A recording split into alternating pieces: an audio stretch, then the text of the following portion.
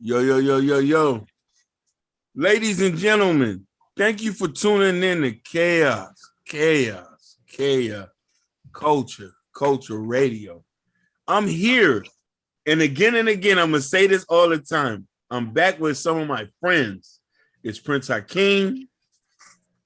It's supporting a new Jordan era. Let's go. Let's get it. And this is your man, Ronnie Ron. What's going on? What's happening? Man, we got a special guest today, and I'm going to hang it over to Jordan because you know I like to do that to y'all. You got to introduce him. Now let me do this. First of all, he's been one of my boys for 20 plus years. He is a rapper. He is an actor. He is a director. This man does so many things. If you don't know who he is, you can Google him. Just Google him. He'll pop up and show up. Give it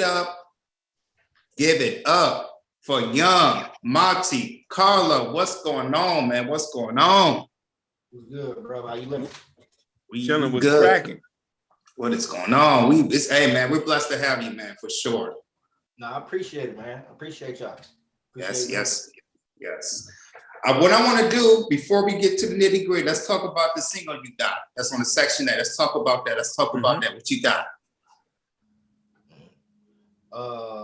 Just talking about anything. No, it's not about the single that you post up on Section 8. Yeah. The one with Louis Ray. The second. Yes. Yeah.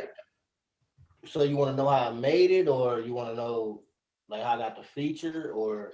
Yeah. Yes. So I got the song with Louis Ray. Mm-hmm. You know, Louis Ray is from Flint. You know, right. Louis Ray is Rio the Young OG brother. Mm-hmm. So I hit him up, paid him for the feature, went to the studio, dropped it, added mm-hmm. It was just easy process. Okay. For all of you don't know, he's, we're gonna go by your background because Lamar, he's from Pontiac, Michigan, born and raised. That's where I'm from. Okay. Let's go by your background, man. Let's talk about born and raised in Pontiac, Michigan. Let's go towards your background. So you want to know how I was growing up in Pontiac, Michigan? Yes. Growing up in Pontiac, Michigan was like it was like your typical hood. You know what I'm saying? Like everything that happens in your hood happened in mine. Like running from the cops, shootouts every fucking night, robberies, fights, poverty. But we also had good shit too, you know what I'm saying? Like you live like the outskirts, skating and shit like that, but that's about it. But it's the same shit. Got you. So everybody want to know, man. It's all about music, man. Music. How do you fall in love with music? With rapping and everything. How do you fall in love with music? Well, all my cousins did it, so I just learned it. You know what I'm saying? So I just learned, like I was watching them, and just one day I just started just wanting to rap, and I just kept trying. Made my first good song in like 2012, and just never looked back. My first good song was a love song, matter of fact. I wrote it about this girl, so. Yeah, man, it's just amazing for me to see, the growth that you did, from what I seen from then to now, and to see the person that you built on as an artist. It's just, for me, I'm proud of you, man. Just to see you keep exceeding and put the work in, because like a lot of people, like I said, I see it and I hear like your work ethic is, it's off the chain. And and I've always said I'm proud of you of you keep growing at what you are. Do you have any music? If your favorite, let's say, give you your top 5 or top 4, top 3 rappers of all time that kind of help you influence you into music. That's easy. Eminem, 50.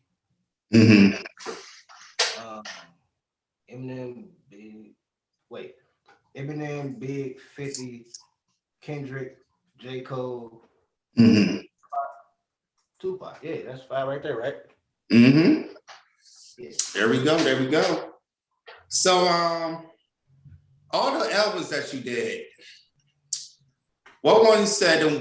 Well, I'll kind of say this. What was the your album that you think you put your had you really think, or I would say kind of put your heart and soul into it that you could think of, or another album you think about doing? Yeah. I'm about to say I didn't get to that point yet. I don't think. Mm-hmm. Mm-hmm. That one was going to be that one that I picked my all into. Mm-hmm. Yeah, I haven't got to that point yet, bro. Got to that. I got you. Is there any future artists that you would like to work with in the future, or there's any artists that you like you say, this is one of the artists I did work with or anything? I just want to work with Rio the Young OG, dog. At this point, hey, do you know who Rio the Young OG is? Do y'all know? No. Tell me who he is. Where you from? He's from Flint. Y'all know? Well, y'all need to Google him or YouTube him. That nigga going crazy. He go crazy. Okay. You said Rio the Young OG? Yeah. You know who he is, don't you? You want to know something? I'm looking at his picture. He looks familiar. Does he have like a notable song? He got plenty of He kind of reminds you like a young Big type of situation, like young Biggie. Yeah. Okay. But he's actually in prison, so we can't do any songs anytime soon. But when he get out, I'm definitely gonna do something with it. Got you. Oh, I seen this guy before. He was on No Jumper. Yeah. I know you're talking about. Yeah, he had got sentenced to 5 years in the pen. Yep. Mm-hmm. Go ahead. Can you got any questions for you before I go? Yeah, definitely. What Monte Carlo, what challenges you think you face in the music industry now as you start as being an independent artist? Well, let me correct that though. Because I'm not technically independent because I do have a situation with Universal. It's called Groove. But I will say the challenges that I do have is the way that the style changes every fucking day. Like the style just go from this to that. Certain things I'm not gonna do. Okay. Just screaming and hollering and saying all type of crazy shit. Yeah, that I can't do. So that's one of the challenges. Got you. Back in 2020, you went to the Philippines. Even though that pandemic hadn't kind of changed some plans what you want to do, but you was over there for a year. Tell me about the experience that you was while you was over there in the Philippines for like a year. It was definitely a different culture. The women are different. Mm-hmm. The food is different. Mm-hmm. Vibe is definitely different. Mm-hmm. The animals is different. The insects is different. Mm-hmm. Like paradise. If you into that type of thing, like you into you into like a raw type of living, and you can handle that type of raw, like and not be scary. That's beautiful for you. But if you're scared of lizards and shit like that, you ain't gonna fuck with it. But yeah, it's beautiful. And it's cheap too. Mm-hmm. Yeah. Mm-hmm. I definitely Would you ever go back? Yeah, I am going back. Okay. Do you want to go back to live or just go back for another? Hey man, that's what I like to hear, man. Explore your options. Also, I want to say, because you preach this a lot, and I see you on your lives. Tell your fans or people that want to be rappers of how you could rap anywhere. You don't have to go to a big cities like New York or LA, Houston. You could just be your own artist or sign this, just do it at home. Tell how important it is. You don't have to go nowhere. You can do it at home if you want to. Hold on one second. I'm gonna answer that. Hold on. Okay, no problem. Okay. Now I do preach that shit, right? Mm-hmm. But my fans don't want to hear that because they every time I say something about that, they be like, you gotta come to California. That's where it's at. You gotta come here, you gotta come there. Mm-hmm. Truth is, in my eyes, you don't. All you gotta do is get a studio, a home studio, do it at home, and come up with something that makes sense to you. But everybody just believe that you move to California and you just automatically become a fucking rapper or a rich or whatever the fuck. That's not the case. You know that too, though. You take your ass to the fucking tent, right? You know, Mm-hmm. like one of them tents, right? Mm-hmm. You don't work all the time. You don't gotta do all that. Go ahead. Can you want to say something? So no, definitely, it's to that question where you say that. So now, definitely. So how do you? So by saying that, how do you handle the marketing of your music to get it reached out to people? How do you go about that? Since if you don't have to leave your hood. For me or somebody trying to do it. Either way, yeah. The way I do it is the street way. Like the word of mouth will get your shit more out there than just paying a motherfucker to, you know what I'm saying? Like, or whatever the fuck the situation is. Like, just keep dropping good shit, and then somebody gonna tell somebody else, and it's gonna keep flowing like that. You know what I'm saying? Mm-hmm. Mm-hmm. You know what I mean? Mm-hmm. Okay. Got it. A lot of people don't know that you have a video game out. Tell us about your video game. How they started, and everything about that. How you started with that. All right, so my video game is called Captain Young Monte Carlo, and it's like a sci-fi game. Like basically, man, I was in the crib just bored. Like, that's why I'm telling people, like, you don't gotta leave the crib to do what you want to do, dog. I was in the crib just on the fucking development shit, and I was just like, man, make a fucking game. And I did half the work, and then my other guy did the rest of the work, the coding type of shit. And then I wrote the storyline, whatever the fuck situation is, and I did the voiceovers and shit. It was easy, bro. Mm-hmm. Yeah, I did it right here at the crib, bro. Mm-hmm. That's really interesting. You have a video game. You never hear like artists saying, "Hey, I made a video game." Yeah. Hey, do you make the video during the pandemic, or did you make the video game during the pandemic, or there was something you did earlier prior to your years? No, like I did that maybe 6 months before I went to the Philippines. No, 6 months before I went to California and then went to the Philippines. So yeah, I did that. I also got an app too. I did the app too. So all before the pandemic. Okay. Yeah. A lot of people don't know me. The mind has hands for a lot of things. Like he to say, he be doing stuff. He be doing stuff that be crossing my mind. It's like, how did you do that? Yeah, I'm impressed. I'm looking at it now. Very impressive. With the guy with the gun. Mm-hmm. Oh yeah, you see it? Okay. Yeah, I'm looking at it now. I was able to find it that quick. Yeah, $25.99. And what game console that's from? It's actually on PC right now. Okay. Yeah. Mm-hmm.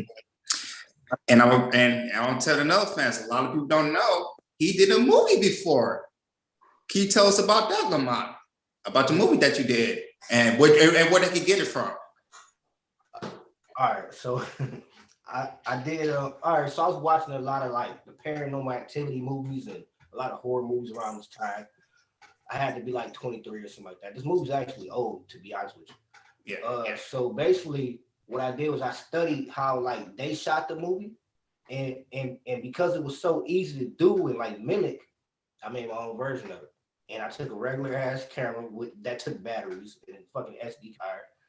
Took like 3 or 4 of my peoples in this school, whatever the fuck, and we shot the shit to school. It was just like all improv too. Like, and the crazy part is that I got the fucking movie on Amazon Prime. Like, the movie's on its way, and it made a couple dollars too. Like, it was on its way to being something underground too, but some hater got it took off Amazon Prime.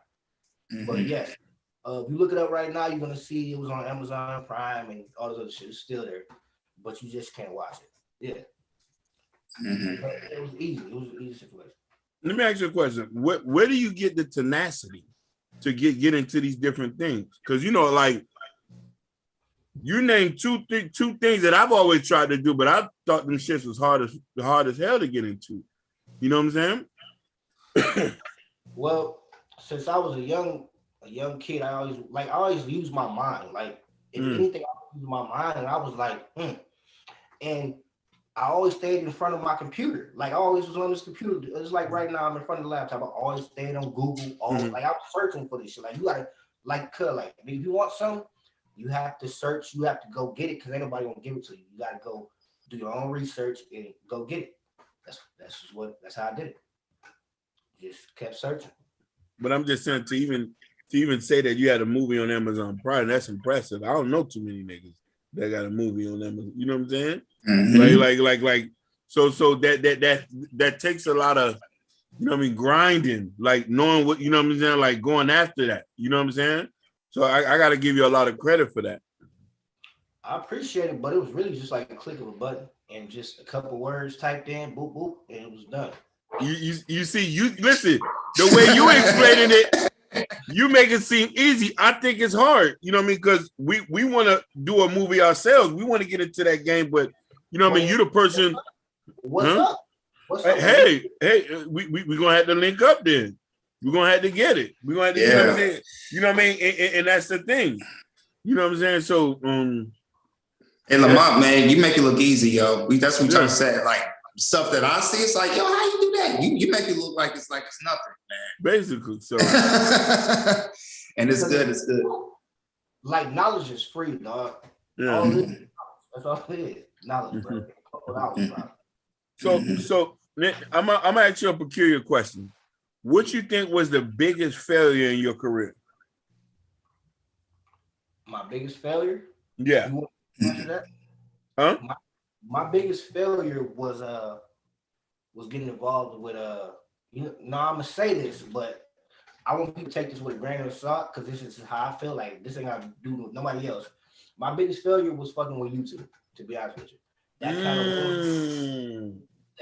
kind of ruined me. You know what I'm saying? But a lot of people be like, no, that shit is the best shit ever. It's really not. But okay. No. Talk about it. Because here's the thing.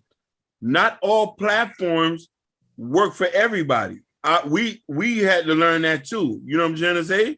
So even with music, some people think, hey, just throw your music up on YouTube, you're gonna get that. That don't work for everybody. You know what I'm saying? So I'm happy that you're willing to say that. I've thought about that too at times. I'm like, hey, you know, you want to put out a record, but you know what I mean? I sometimes think it's very oversaturated. Yes, it is. There's too many people competing for one little tiny spot, and not everybody gonna get that. It's not possible. It's not feasible. You know what I'm saying? Reason why I say that though is because I did YouTube, and YouTube is for like comedians, and in which I could be funny too. I can be funny, but I'm actually a serious fucking creative person, and if you can't be funny like that. You can't be Kevin Hart and then want to go do movies like Training Day or something like that. You know what I'm saying? Like your lane is closed when you're funny. You can't be funny. Yeah. You can't do it. All right. So here's a question this is from me. And I always want to ask you this. What is the proudest moment or the proudest accomplishment that you ever did? You know that. You already know the answer to that. You was there with me. Like that. You know we hopped. Okay. Yeah, we ran through Malibu. What was that? Malibu? Yeah, Malibu. Hollywood. Santa Monica. We went to Santa Monica to the little situation. Went up to the elevator. Got up, and they fucking invited us. Like they invited us into the office and shit. And the camera's on. You remember that, bro? That shit was Yeah, and the same thing. I was, even though you supposed to be nervous, I was nervous for you. I appreciate it because I was looking at that motherfucker like, what the fuck? I never seen it. Yeah, me either, yo. But hey, if you didn't want to know, it's like his first interview. This was in LA. He did Famous Birthdays, but they interviewed him, which is, you know, it's a big platform in LA. Yeah. And I went with him to show support, and he nailed it, you know. And it was an amazing thing. It was an amazing thing, man. What is your any long-term goals that you got for yourself? I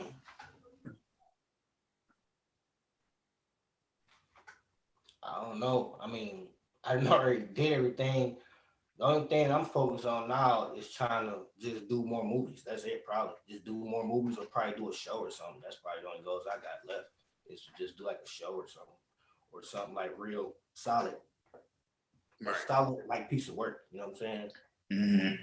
Something serious. That's all. Got you.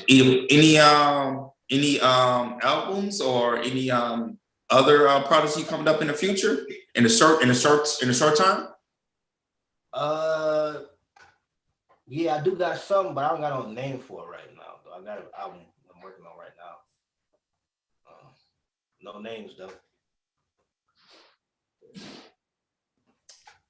Got you. Any other questions you guys have? Yeah.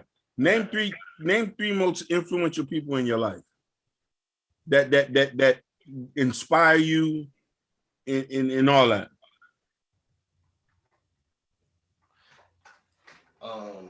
Well, number one, I'm gonna say God.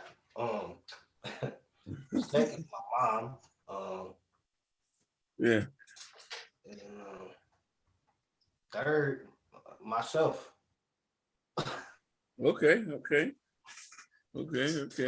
Mm-hmm. Now, what about this, Monte Carlo? If you was in my shoes and I was interviewing you, what you think that I should have asked you? No, you nailed it, bro. You nailed it. You nailed it. So we've asked you. We went front to back. Is there anything that your fans should know about you that people should know? Because you got a large body of work.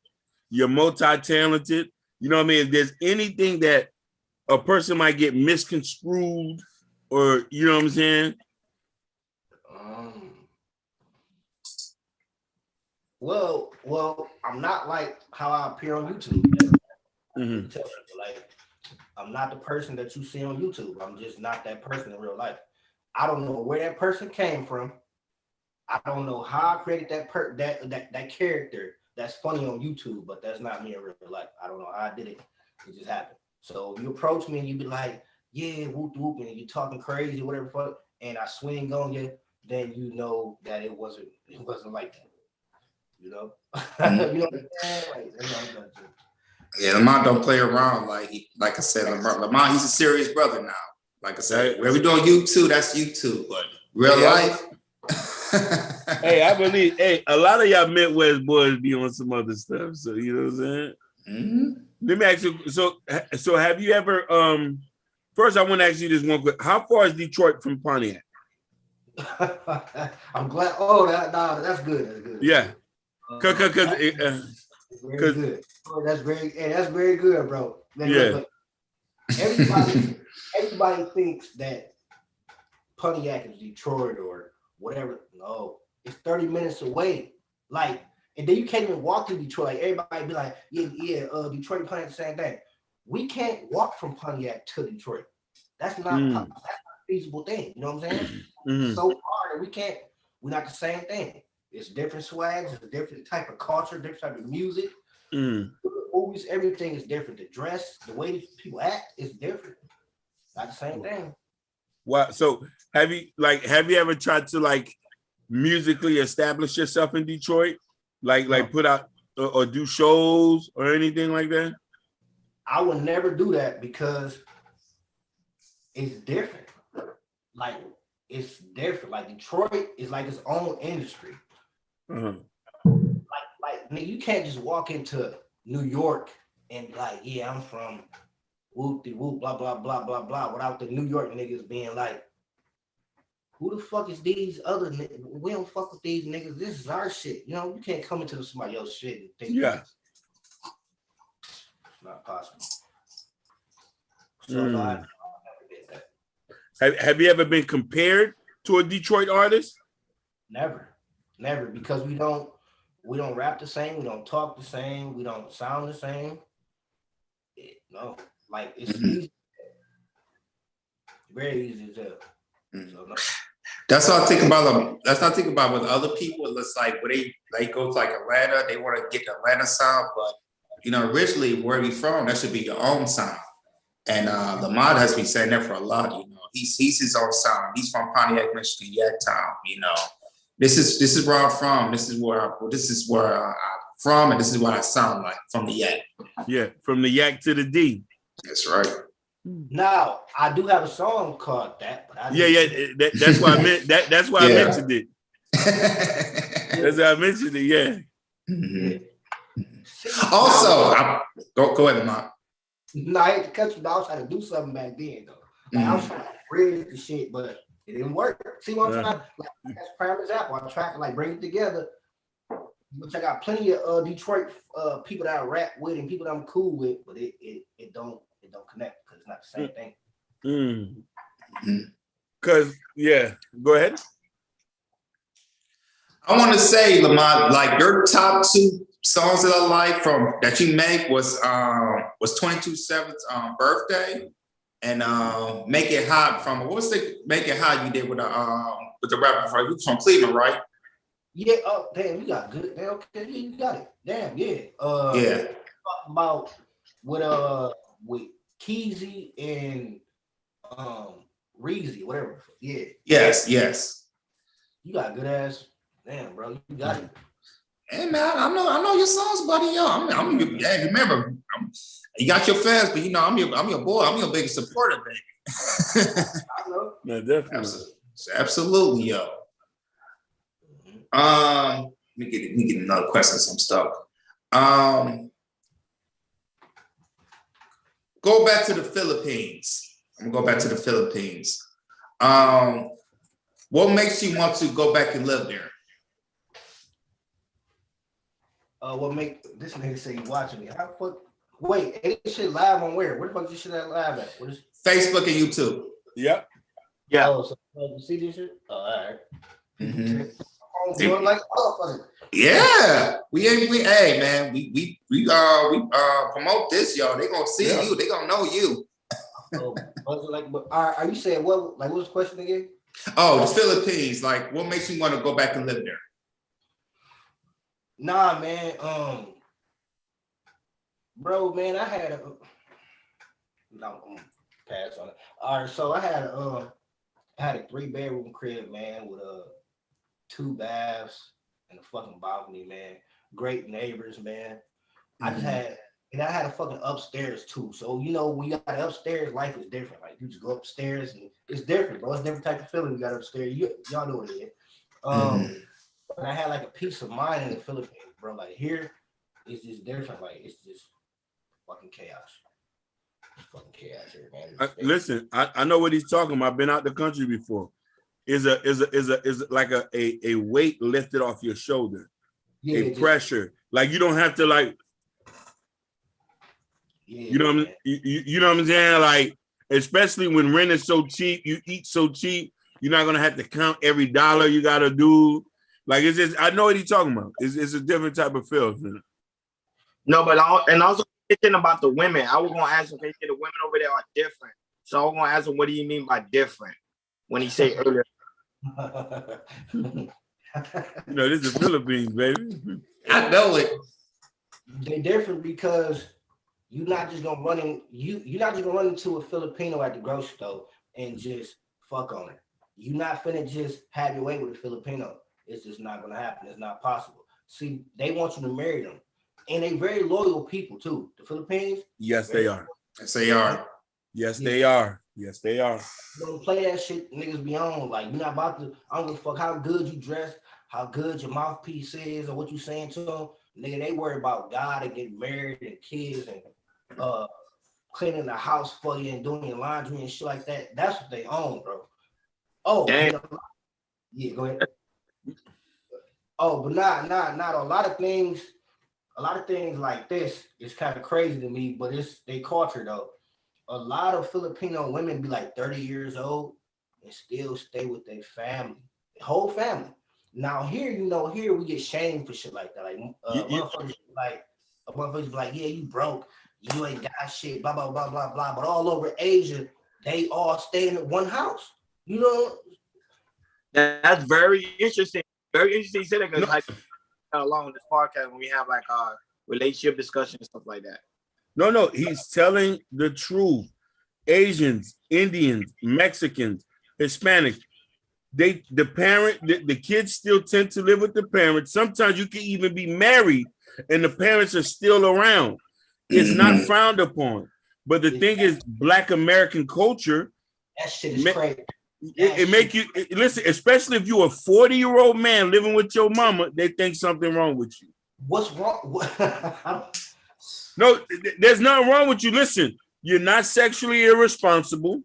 You keeping your money up. Listen, back in the days, you technically was supposed to leave your house when you get married. If you 40 and you haven't found a wife yet or a husband, you ain't supposed to leave your crib.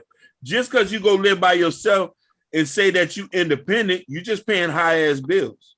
And you're a dummy for doing that when you can stack your bread up in enterprise. So I feel with him with 100%. I feel with him 100%. Culture it's a big thing here. You know what I'm saying? Exactly. It's a big thing. I want to ask you this: how do you not saying you are, how do you separate the streets and the music as far as you being an artist? And I know everybody got some hood shit going on in the background. How do you separate those two things from your music life and you being in the streets? All right, so I just want to say this, man. To be honest with everybody, I'm not in the streets. Now I do sell some situations and whatever fuck. Yeah. Like for the most part, I'm legit with my shit, and I don't be out on the corner with like 40, 50 niggas. That's just not me. I'm not. Yeah. I'm not in the streets. Okay. Like nigga, I just dab here and there, whatever the fuck the situation is, and get the fuck on. But I be focused on my motherfucking life, bro. I ain't about to let those streets trick me out of my situation either, though. But I love the streets, and I got homeboys in the streets. But I keep that separate from what the fuck I'm doing, though, bro. Okay, facts. And listen, when I ask that question, that can even go for a dude who grew up in the hood but went somewhere different, because everybody somehow rub against some street shit every now and then. If it's a homeboy, an uncle, a girl you dealing with, and you know what I'm saying, you being an artist, I know sometimes the streets dib and dab around music.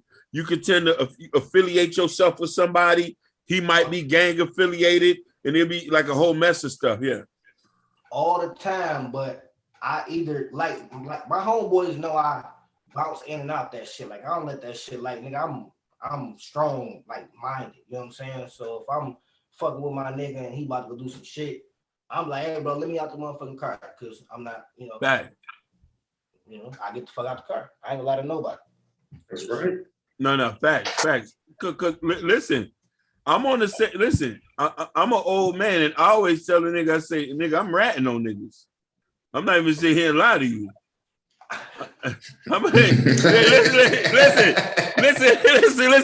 Listen. I'm over 40. Like I left the street shit alone, so I be like, hey, keep that shit away from me, big homie. You feel what I'm saying? Because after you know what I mean, I say, hey, stay over there. So you know what I'm saying? Like, I was just joking with that, but and that's the thing, man. Do you see any, like, since you started doing music, what was the reception for your mom and your dad? Like, how did they feel you picking up the mic, dropping, you know what I mean, dropping music and stuff like that? Well, for one, I'm gonna tell you like this. My mother thought I was fucking crazy, because she'd come in the room and I'd be bobbing my motherfucking head. I'd be in that motherfucking think I'm crazy as shit. But my dad did music, so my dad loved every part about it. Okay. He don't like the new style that I do, but he loved that I'm doing what he used to do, but it's just a new version of it. Of course he loved it. That's my dad. No, definitely. Yeah.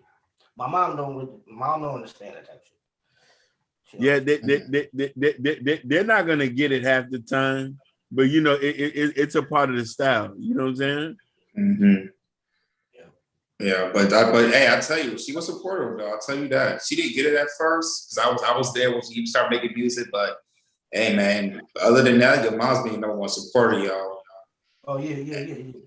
Absolutely. So, and Lamont, tell something to people, your fans, maybe one or two things that they don't know about you.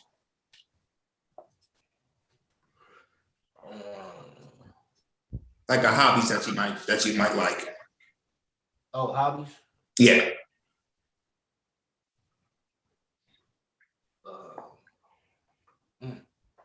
Well, I mean, I skate, you know what I'm saying? I skate and I like to build shit. You know what I'm saying? I like to build shit. Mm-hmm. I like to find something that's broken and fix the shit, you know? Yeah. I don't know, bro. I like to fix shit, bro. Now, Monte Carlo, if you wasn't rapping, what would you be doing? If I wasn't rapping, I'd be doing everything else that I said before. Like everything that I'm saying, that's probably what I would be more focused on. Like everything, like from the games, the apps, to shoe. Oh, I had shoes too. I had a pair of shoes. Yeah, I had a pair of shoes I made one time too. So I just No, that's what's up, man. You just seem like you're a multi-talented person. You know what I'm saying? Yeah, yes, absolutely. What's one mainstream artist, if you can, that you would probably like to work with? J. Cole. Why J. Cole? By J. Cole. Because he's hard. I always liked him since he first came out. Like everything he say to me makes sense. Like he makes sense to me. Like as an artist, he makes sense like a motherfucker. You think he's better than Kendrick Lamar? Because you know a lot of people would love to work with Kendrick Lamar. Oh, you really do? No, because Kendrick, well, like Kendrick can get deep.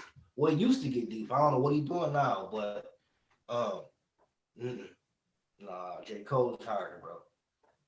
J. Cole be talking about some shit, and he don't lie either. No, he don't. And I'm gonna ask you, what do you see? What do you see going to music today? What do you think was the biggest thing music faced today? And I think you see like music continue to evolve, but it seems like it's starting to get more and more worsened. So what do you see that music today is different from when it was back then? like the 90s or what, like 2012 or 2011? Like 2012, 2011. Because I think music now, since the 2000s, you see like keep evolving, evolution, everything. And then it seems like people are running away from music instead of walking to it. Man, honestly, man, I would run away too if I didn't have so much shit invested in this shit. Because this shit is really, it don't make no fucking sense no more. Like, it don't make any sense, to be honest with you. Like, this rap shit nowadays don't make no sense. Like, these niggas just get on these fucking songs and just make all types of sound effects and shit. Like, the whole song be a sound. No, matter of fact, like, it's not even the whole songs anymore. Like, the songs is like 1 minute. Like, y'all notice that? The songs is long. Like, I'm gonna kill niggas, and then blah blah blah blah blah, and the fucking hook come back and I'm gonna kill niggas, and it's done. That's 1 minute. That's not even a song. Like, why even go in the studio and do that type of shit? Hey, Monte Carlo, I cannot disagree with you. He's speaking facts. He's speaking facts. I don't even listen to the radio anymore. Me either. I can, you know what? Even the breakfast clubs on the radio, I barely listen to radio. You know what I'm saying? Everybody's on that drill tip, and you know what I mean. So it's a rarity when I hear a song that's talking about music, street life and stuff. Don't get me wrong. Here and there, you could probably throw a body or two in there, but every record, and then you got these niggas that make the same songs the whole album. Like the whole album is the same fucking. I'm like, that's like the last song that was just on the radio. What the fuck going on with it? You know what I'm saying? But yeah, man, shit is crazy, man. I don't know. I just be listening to like the fucking melodies now. Like I just want to hear niggas hum on a beat because that's all they do anyway. Just hum on that bitch. Get on that bitch and just sing or some shit. You know, that's all it is now. It's hum about killing. Yeah, hey, my man, you ain't speaking number for facts, man. It's like all we hear. Motherfucker get on the song and just whistle like. Yeah, man. And man, let me tell y'all something. Lamont, he is I know y'all seen this. He is a wise person. And then it's a lot of stuff that that I might be going through. I call this man because he been speaking some stuff ever since I was little, and the stuff I remember, it clicked, and I had to apologize to him because he was right. Yeah. Like Lamont, I don't think people know, he is a wise brother, wise beyond his age, man. I just want to let his fans know, his family know that, hey, man, you're a wise brother, man. Hey, man, definitely, man. I can't wait to see more. I can't wait to see more records, more movies. It's good to highlight Black men who are just multi-talented because you rarely ever see that. You know what I mean? Like, you've accomplished more things people say they'll do in a lifetime. You know what I'm saying? Mm-hmm. You know what I mean? So it's a testament to that, which would give a person like me to be like, okay, shit, he did a game, shit. I want to do a game. Like, come on, let's go. You know what I'm saying? See, but I do it. That's why I do it, though. Like, nigga, I want to show you if I can do it. I'm only 5'5". I ain't a fucking billionaire, man. I'm a Pontiac. I'm a good nigga. If I can, you can do it. It don't take much to do shit, just effort. No, definitely. I was gonna ask you too on Jordan I King about the rise of rappers getting killed. What is your thoughts on that? You see that now more rappers are getting killed than ever before. What do you think Lamont was causing all these deaths between the rappers?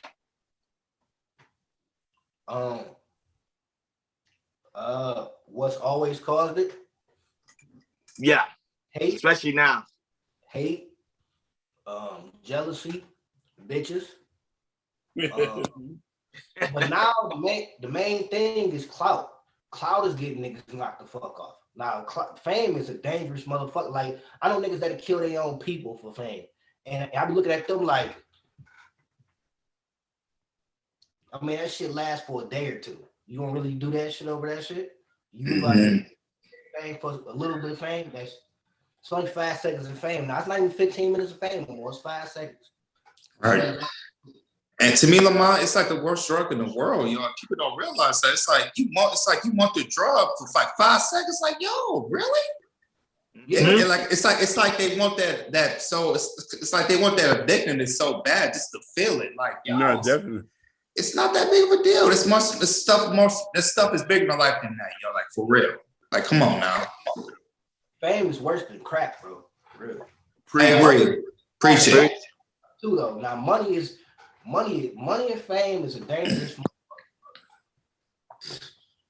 Money and fame is dangerous, bro. Absolutely, y'all. Like I said, we see it out here. Like how dangerous it be on a daily basis, y'all. It's crazy out here. Crazy.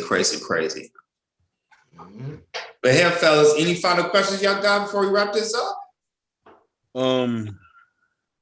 Man, like, when is your next project? You know what I'm saying? And shit, brother, I would love to work with you in the future to do a record or two. You know what I mean? Whenever you're ready, bro. You know how to get me. You know how to no, definitely, man. When Hakeem, you rap, when do you start rapping? No, listen. I used to rap, but shit, when I hear niggas spitting like that and can make songs, you get inspired. So I'm like, fuck it, like, you know what I mean? Hey, Lamont. And listen, my bad. And listen, he's put out consistent work for the last 5 years. He is a rapper. He is a rapper's rapper. You know what I mean? So, like, I look at that and be like, okay, yeah, he's showing me the blueprint on consistency is key. You know what I mean? So, like, I would love to work with people like that, you know? Oh, yeah. And then another thing I want to say that keep me on my toes with the rap shit is Machine Mafia is my label. Okay. Two artists, Stony Stone and Fo Board. Them niggas keep me on my motherfucking toes, and I love y'all niggas for that, nigga. For real talk. Okay. Shout outs to them. Yup. Most definitely. Like every time I drop the ball, I call your ass to be like, yeah, bro, man, I'm fucked up, blah. And then boy, get to talking this crazy, get to talking all. I'm like, oh yeah, and I'm like, okay, I bet if I do some of that beat right there, whoop whoop, and that's how this shit happens. You know what I mean? Yeah. Hey man, that's good. That's good. So hey Lamont, man, tell about, you know, what you find your music, you know, your social media, you know, you're still on YouTube, you know, tell about everything, tell about all about that. My YouTube is Hollywood Street, Hollywood ST Carlo. My Instagram is Young Monte Carlo Gang, ain't it? Young Monte Carlo. And then you can find me on Apple, Spotify, all over, anywhere. Just Google my name, just Young Monte Carlo, and everything gonna pop up. Everything. Just that something. Facts. Well, guys, you already know by having him on the show, he brought more light, more insight to the music game, and also to what he got going on. So you already know. That being said, Chaos Culture Radio, we out. that. We out.